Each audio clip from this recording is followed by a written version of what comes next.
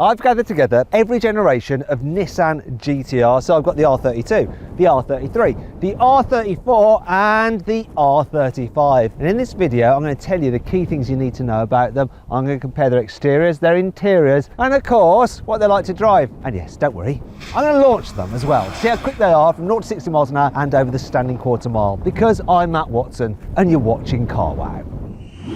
Buy, sell, CarWow.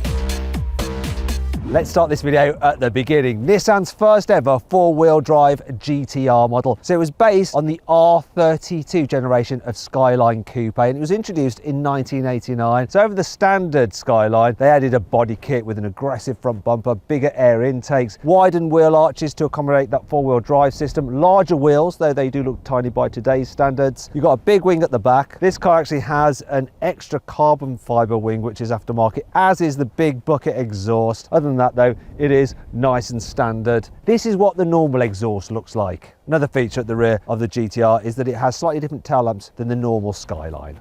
In 1995, the R33 GT-R was introduced. Same story again, take a Skyline Coupe and just make it look more aggressive. And they've actually increased how much more aggressive they've made it with the body kit. Got a huge grille. It's also the first GT-R to have the GT-R badge in the grille. Also, you get bigger alloy wheels compared to the previous generation and a spoiler that you can adjust. You have to do it manually, of course. Now this one is actually an official UK import and it has a special little air vent on the side of the front bumper for reasons, and a couple of reflectors and a fog light at the back.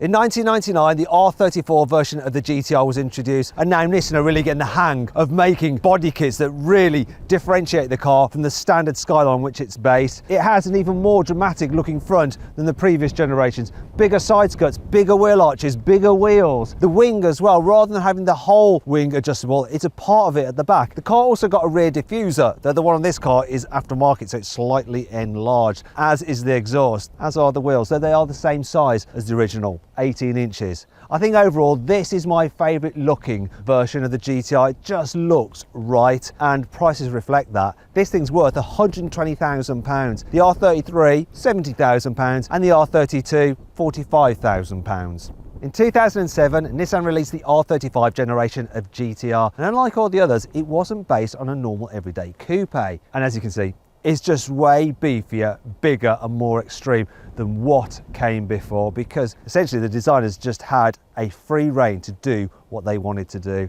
Over the years it's been tweaked ever so slightly, but it hasn't changed all that much. Obviously this is the Nismo version, so it is a bit more extreme, so you've got some added aero, carbon fibre bits and a huge rear wing made out of carbon fibre. It's not adjustable like on the R34, but who cares, everything else is just bigger and crazier. For instance, you've got 4 exhaust pipes and they're massive. Wheel sizes up to 20 inches. Also, for the first time ever, you have the GT-R badge on the wings, whereas on the older cars, they have a GT badge for some bizarre reason. Anyhow, this is a 2016 model year car, and the value of this today is £120,000, so exactly the same as the R34.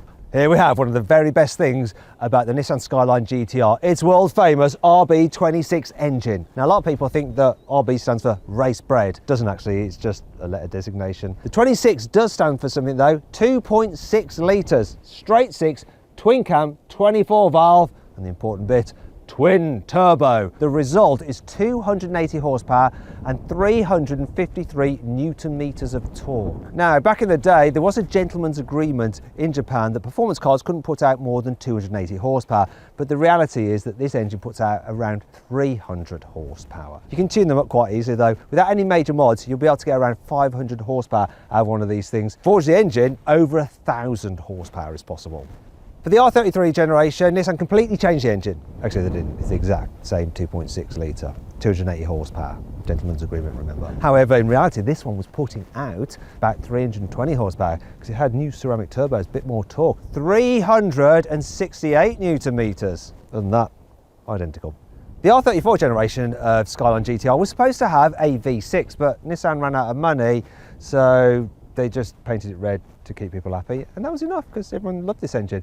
Still supposed to have 280 horsepower, but it didn't. Once again, the gentleman's agreement was slightly ignored. This one apparently puts out 340 horsepower as standard, thanks to, once again, some new bearings in the turbos. Torque, 392 Newton meters. For the R35 GT-R, Nissan finally had enough cash for their V6, and what a V6! 3.8 litres, twin turbo, completely crazy. In 2007, the car's engine put out 480 horsepower. The very last GT-R had 565 horsepower, but this Nismo, it's tuned all the way up to 600 horsepower and 652 Newton meters of torque. The engine, look, it has a little plaque on it to say it's been hand built by someone whose name I'm not even going to try to pronounce. Anyway, it's this person there. I wonder where Nissan got the idea of having an engine signed. Anyway, this thing is so fast. We're going to see how quick all these cars are in a moment when I launch them. But before that, shall we just have a listen to how they each sound?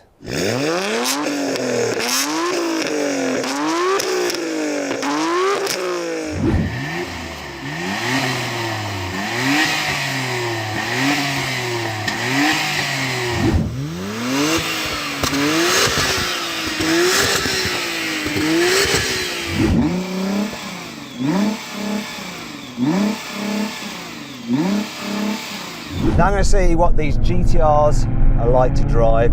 So the key thing about the R32 is that it introduced the brilliant Ateza ETS all-wheel drive system. So normally the car is running in rear-wheel drive mode, but you've got an electronically controlled central differential, and that can send 50% of the engine's torque to the front wheels if the rear's told to slip. And that means that if you start to lose traction at the rear when you're coming out of a corner, boom, power goes to the front really quickly, and the car can just pull you out of a turn. It can also help pull you straight if you start to slide. And the system is really impressive, especially for its day. In fact, it's so impressive that this car absolutely dominated in the Japanese touring cars in the early 90s. And when they took it to Australia and ran it in Bathurst, it absolutely destroyed the competition, that the Australians got really annoyed and banned the car. So no, from now on, all cars entering have to be rear-wheel drive V8. And in the end, the rest of the world sort of followed suit and disallowed all-wheel drive from touring car. Another technology highlight of the GT-R is its rear-wheel steering. To think this car, it's an early 90s car, has rear-wheel steering is pretty impressive. It just helps get the car turning into corners. It also aids stability as well. And in fact, this car is pretty high tech when you think about it. So you've got multi-link rear suspension and double wishbone at the front. Porsche 911s, even now, today, they don't have double wishbone suspension at the front. Only the new GT3 does. Do you know what? There's something about old cars that they just have a load of feel to them. You can just get them moving around beneath you when you just turn into a corner. That it makes it just really playful. The grip levels are a lot lower, which actually means a lot of fun on the road. Oh, I like it. But the thing I like the most is just the noise from this exhaust. It's so good. Now in the R33, and yes, it feels very similar indeed. So changes are very minimal. In fact, back in the day, in 1995, people complained that Nissan just didn't do enough to change the car. It's pretty much the same chassis underneath, same all-wheel drive system. They have tweaked the suspension slightly, so now you have slightly stiffer springs at the front and slightly softer at the rear than the R32. However, this is a V-spec car, so you get stiffer suspension all around. Also, the V-spec model's got an electronically controlled rear differential as well as that electronically controlled central differential. And you do notice that diff. It really helps you just keep on the power when the car starts to slide. I think the diff of this V-spec does make a big difference. Loving it. All right then, R34. Virtually unchanged from the R33. They did make the suspension a little bit stiffer in the rear. So for the 33 they made it softer, and then for this they made it stiffer. Couldn't make up their mind. Other than that though, not much difference. Well, apart from the fact that we now have a 6-speed rather than a 5-speed gearbox like you get in the R32 and R33. It's got a nice shift on it, but I think the shift in the earlier two cars of the 5-speed is slightly nicer. Although it is nicer when you're on the motorway something to have a 6th gear to go into to stop the droning. Once again, this particular version is the V-Spec, so it benefits from the stiffer suspension all round over the standard car and that electronically controlled limited slip differential on the rear axle. It just helps you manage the car when you're accelerating out of bends. What this car really benefits from though is the seat. So when you're hurling it around, you really do appreciate the fact that they hold you in place. So cool. Okay then, R35 GT-R. While all the previous GT-Rs are pretty much the same cars but with different bodywork, this is entirely different. In fact, rather than being based on a coupe and like tuning it up and having a clever all-wheel drive system, this one just thought, you know what, let's just build a bespoke car that can take on supercars. So this car, once again, has an all-wheel drive system, which they called a Tesla, what have you, but it's completely different. You have carbon fibre prop shafts and drive shafts. You have a limited slip diff at the back and one at the front. It's absolutely nuts the way this thing can put its power down. And to drive, it just feels so much more extreme, so much more on it, so much grippier, so much crazier. It's almost like it's 5 generations ahead compared to the other cars. It's an absolute animal. Obviously you've got more power, a lot more grip, so to get it moving about beneath you so much harder, and while it'll blow your mind with what it can do, on the road sometimes it's not as playful, it's not as much fun, it's just so serious and aggy and just like, come on then, come on, I'm gonna do ya. That's how we talk sometimes after a drink in the Midlands. Another thing with this car, unlike the others which are manuals, this is a 6-speed dual clutch auto, and it's got a transaxle gearbox for improved weight distribution, and my god, the shifts are quick. Also, you've got adaptive dampers, you can change the stability control. The other cars didn't have stability control, and you can alter how aggressive the all-wheel drive system is. This, obviously being the Nismo, has taken things up a notch still. So you have even stiffer suspension, even bigger brakes, and some more aero. Actually, throughout the life of the R35 GT-R, from 2007 onwards, they kept on tweaking it, evolving it, giving it a bit more power, messing around with the suspension, all that kind of stuff, just to keep it at the top of its game. Yeah, it's getting on now, but it's still such an amazing machine. They've just taken it off sale in the UK, and it's a bit of a sad day, and I'm definitely looking forward to see what it's replaced with. Come on, the R36! Now let's compare these cars' interiors. So the R32, as you imagine, feels quite old on the inside. And over the standard Skyline, you've got a GT-R steering wheel, you've got some sporty seats, you've got some special gauges, and one very special gauge here in the instrument binnacle, which shows how much torque is going to the front wheels. This car actually has some aftermarket dials. And even though they say kmh, the reading works out to be in miles per hour, though that doesn't mean it goes all the way up to 320 miles an hour. Anyhow, if you haven't done so already, please make sure you subscribe to this channel and hit the bell icon to turn your notifications on. That way you won't miss any uploads and videos such as this. The R33's interior really doesn't feel any more modern than the R32's. It has very similar sport seats actually. However, you do now get a driver's airbag, though we've lost the GT-R badging off the steering wheel. You do get GT-R badging here on the rev counter and here on the center console, but for some reason they've moved the front torque gauge down here, so it's harder to see. It is next to the oil temperature gauge and the turbo boost gauge. It's always good to be looking away from the road when you're boosting, right? Here in the R34, you don't have to take your eyes so far off the road to check out all your gauges, because they're now all housed in this multi-function LCD display, which is really, really advanced for when this car was released. There's even a button there for the TV, but it doesn't work because we're not in Japan. Yeah, and this is a Japanese import, as signified by what's showing on this aftermarket infotainment system there. The sat-nav is thinking we're still in Tokyo when we're not. Anyhow, all this tech and the general design makes this car just feel way more modern than the other two. The steering wheel, the instruments, the silver paneling here, and these sport seats, which are just a big step up. Here on the inside, the R35 is quite different to the other GT-Rs. It just feels a lot more cocooned, a lot more serious. The sport seats are more aggressive. The layout of the dash is just chunkier. Needless to say, since the car was first introduced in 2007, the interior has evolved slightly, but the overall structure and idea has remained the same. This being the Nismo, it does have some extra upgrades, such as an Alcantara steering wheel, Nismo badging here and down here, also Alcantara on the dash, and these rather lovely Recaro sport seats. This R32 GT-R is supposed to do 0 to 60 in 5.6 seconds, so I'm going to launch it and see what I can get out of it. I'm not going to dump the clutch, right? I'm just going to take it smoothly because it's an owner's car. Here we go though. Come on, turbos. Oh, the sound. Oh, 7.12.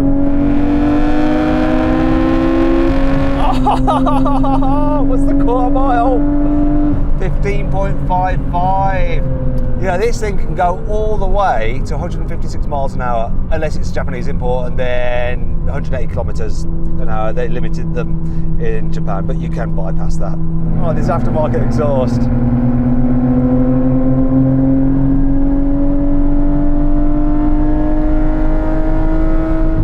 Oh, it is worth it for that alone. Okay, R33. Same deal, but the 0 to 60 time falls to 5.4 seconds. Well, that's the official one. It'll be higher than that with me. Bit more torque than the R32. Let's see what I can do.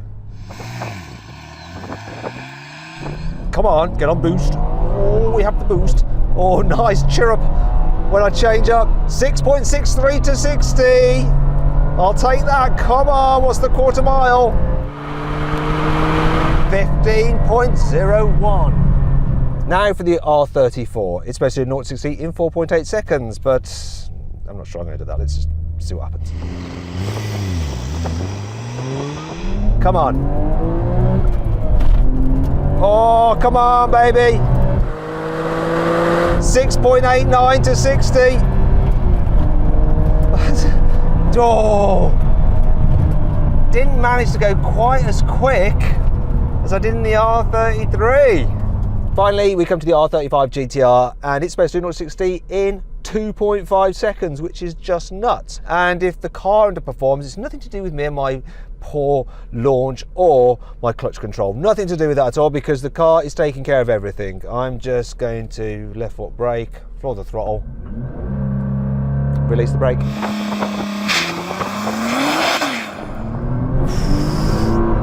3.32 to 60. Though it was going sideways for a bit, lost traction. Mind you, despite that spinning up its wheels, it still did a quarter mile in 11.27 seconds. Wow, I guess that's what you call progress. Time for a brake test from 60 miles an hour. Here we go, full emergency stop. What's it going to be? How long did it take to stop? 36 meters, bless it. Oh God. Okay, brake test in the R33 from 60 miles an hour. We have ever so slightly bigger brakes than the R32. Will that matter? Let's find out. Braking now.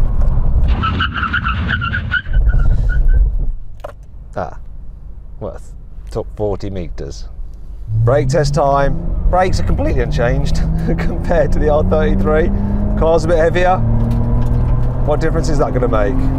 Here we go, I'm going to brake from 60 miles an hour. That felt way better. Stopped in 32 meters, which is actually pretty blooming good. Way better than the R33. All right, let's check the braking on the R35. Okay, here we go. Full emergency stop now. Emergency stop face. 32 meters, same as the R34 then. That's not progress for you.